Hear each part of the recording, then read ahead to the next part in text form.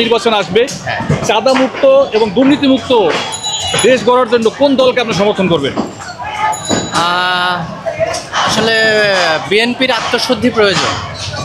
আর আসলে বহির্বিশ্ব যে অবস্থা তাতে তো মানে জামায়াতকে বহির্বিশ্ব সমর্থন করবে না। যদি তাদেরকে আমরা ভোট দিই, তাদেরকে যদি নির্বাচিত করি। আপনার মন্তব্য বলেন, বহির্বিশ্ব কি করলো না করলো আমাদের দেশে আমরা ভাববো না, সকল বিষয় নিয়ে আমাদের ভেবে আমাদেরকে ভোট দিতে হবে।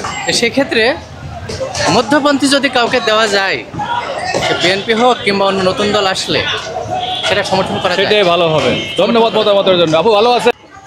এই দল থেকে মুক্তি দিতে পারে, হ্যাঁ, আমার কাছে লাগে জামায়াত ইসলাম।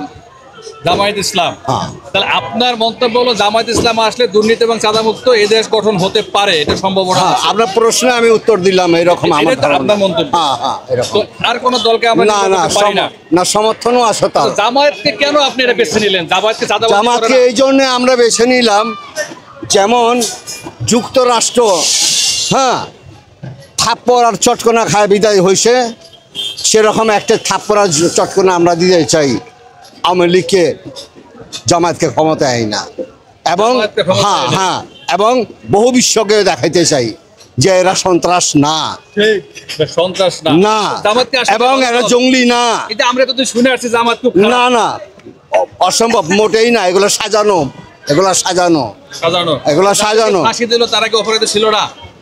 হ্যাঁ, যারা যুদ্ধ অপরাধীর ফাঁসি ছিল, তারা তাদের দাবি তাদের ঠিক আছে।